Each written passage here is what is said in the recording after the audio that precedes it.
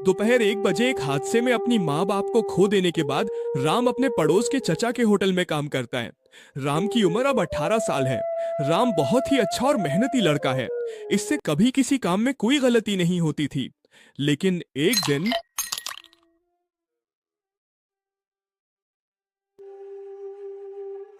ये देख, गिलास तोड़ दिया। हर काम में जल्दबाजी।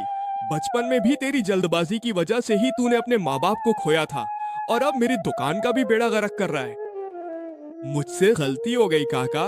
आप तो जानते हैं कि मैंने इतने सालों में कभी किसी चीज को नुकसान नहीं पहुंचाया। आज अचानक हाथ से ग्लास गिर गया। मुझे पता ही नहीं चला काका। मुझे माफ कर दें।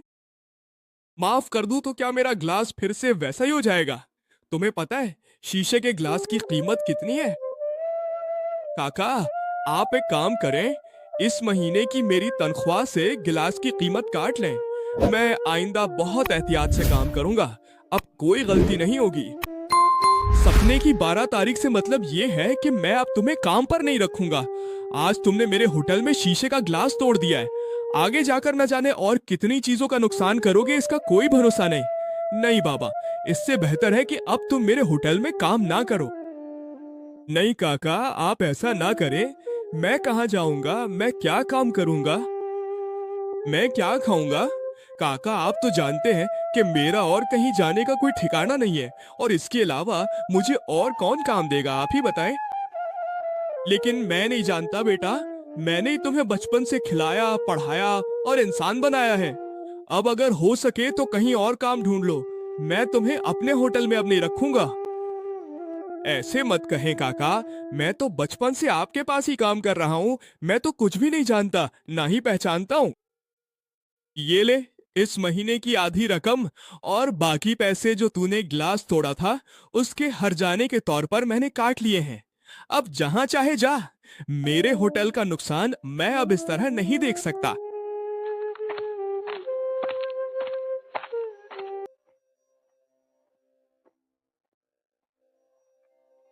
उफ, भूख भी लग रही है। अब इस वक्त कौन मुझे काम देगा और कौन मुझे खाना देगा? ए खुदा, कोई रास्ता दिखा दो। फल ले लो जी, फल।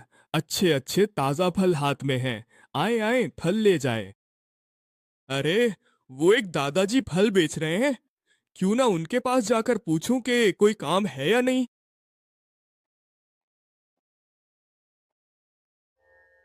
हाँ बेटा, बताओ कौन सा फल लोगे? फल तो लेता दादा, लेकिन इससे पहले मुझे बहुत काम की जरूरत है। काम? बेटा, तुम क्या काम कर सकते हो?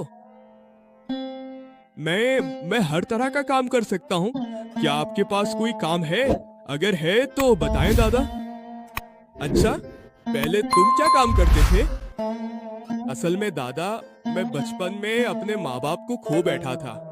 एक चचा के होटल में काम करता था। लेकिन चचा। लेकिन क्या बेटा?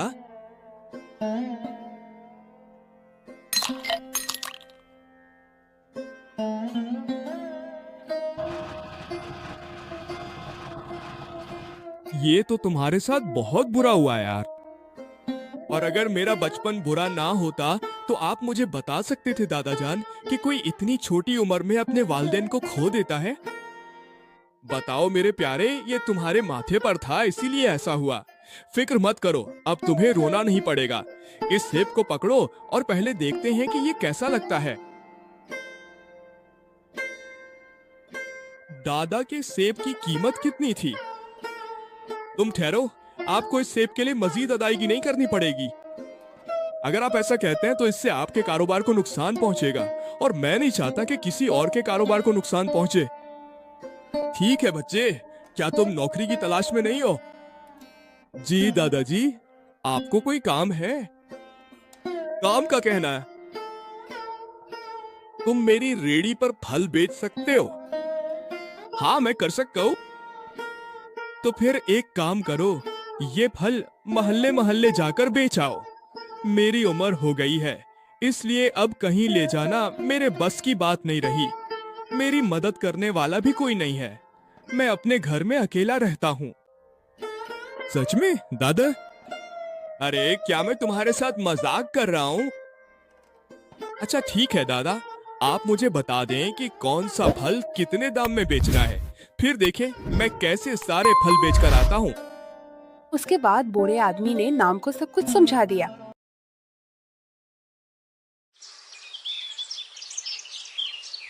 आइए आइए, फल ले जाएं फल। ताजा ताजा फल हैं, सेब, कीनू, अंगूर ले लें। सब आज ही के ताजा फल हैं। सब मीठे और रस भरे हैं और कीमत भी बहुत कम है। आइए आइए, फल ले जाएं फल। अरे भाई, तुम्हारे सेब की कीमत क्या है? ये लीजिए दीदी, ताजा सेब है। 1 किलो 150 रुपए। और कोलोनियन केला 1 दर्जन सिर्फ 50 रुपए। पूछ रही हूँ, सेब बिल्कुल ताजा होंगे ना? अरे हाँ दीदी, आज सुबह ही मंडी से लाया हूँ। बिल्कुल सुर्ख और मीठे, गारंटी है। और सुनो, तुम्हारे ये केले कितने के लें? केला बिल्कुल पक्का हुआ है, खाने में मीठा, बच्चों के लिए बिल्कुल परफेक्ट है। अच्छा ठीक है, तो हमें 1 किलो सेब और 12 केले दे दे। तो फिर मुझे भी यही दे दो। हाँ हाँ बिल्कुल, ये लीजिए दीदी, फिर जरूर आइएगा। हाँ हाँ, ये तो तुम्हें कहने की जरूरत नहीं। अगर फल अच्छे हुए तो जरूर दोबारा लूंगी।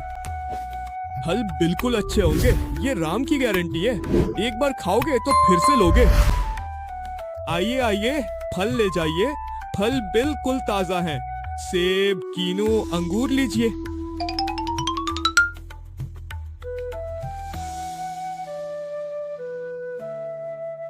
ये हुई कामयाब फरोख्त। मैं कल भी इतने ही फल लेकर बेचने निकलूंगा।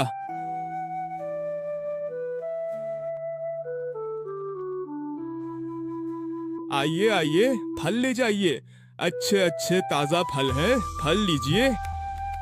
कल की तरह आज भी राम के फल बहुत जल्दी बिक गए और इससे राम को काफी पैसे का फायदा हुआ। इसी तरह कई दिन गुजर गए। फिर एक दिन ऐसा आया।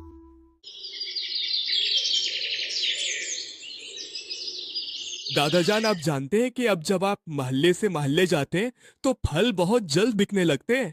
और आज पैसे ले लो दादा। इसलिए मैं लोगों को पहचानने में गलती नहीं करता। बेशक, जिंदगी के इतने सालों के तजर्बे के साथ मैं और क्या गलत कर सकता हूँ। क्या मसला है दादा जी? ओह कुछ नहीं, छोड़ो। अब से मेरे इस कारोबार की सारी जिम्मेदारी तुम अपने हाथ में ले लो, समझ गए? मेरा तो अब कोई बेटा बेटी नहीं है, इसलिए आज से तुम मेरे पोते बनकर सब कुछ संभालो, ठीक है? दादा, मैं तुम्हें शुक्रिया कहकर छोटा नहीं करना चाहता। तुमने मुझ पर जितना भरोसा किया है वही बहुत बड़ी बात है। इस एतमाद की कीमत मैं सारी जिंदगी तुम्हें देता रहूंगा। अच्छा सुनो ना दादा, तुमसे एक बात करनी थी। हाँ कहो, क्या कहना है? असल में दादा, मैं सोच रहा था कि फल बेचने के साथ साथ एक शरबत की दुकान भी खोलूं। शरबत बेचेगा? हाँ दादा, असल में अब थोड़ी थोड़ी गर्मी पड़ने लगी है, तो मैंने सोचा अगर शरबत बेचूंगा तो बहुत से लोग शरबत पियेंगे और फल भी खरीदेंगे। हाँ, बात तो तुमने बुरी नहीं कही। तो एक काम करो, किसी मखसूस जगह पर दुकान लगाकर बैठो। फिर देखना, इतनी मेहनत नहीं करनी पड़ेगी और कमाई भी अच्छी होगी। अच्छा ठीक है।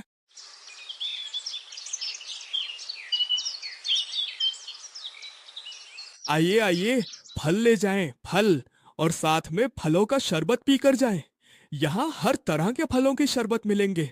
लीमू का शरबत, सेब का शरबत, पपीते का शरबत। क्या पियेंगे? जो चाहेंगे वो ही मिलेगा। आइए आइए। हर दिन की तरह इस बार भी राम की दुकान पर खूब भीड़ लग गई। ये 2 दिन का लड़का है, ये कैसे मेरे होटल के सामने आके शरबत की दुकान लगा बैठा? और लोग भी देख रहा हूँ कम नहीं पी रहे। आखिर इस शरबत में ऐसा क्या है कि इतनी भीड़ है?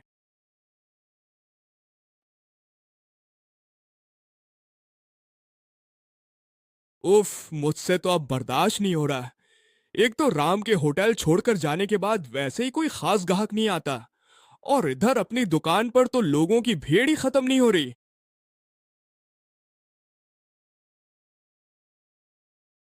आखिर मैं आपका शुक्रिया अदा करता हूँ काका। उस दिन अगर आपने मुझे इस तरह ना निकाला होता तो शायद आज मैं यहाँ ना होता। उस दिन आपने मुझे निकाला था, इसीलिए आज मैं अपना खुद का कारोबार शुरू कर सका हूं। और साथ ही ये भी समझ गया हूं कि कभी भी किसी और के भरोसे नहीं रहना चाहिए। खैर, जो कुछ भी होता है वो खुदा ही करता है। वो सब कुछ भलाई के लिए ही करता है।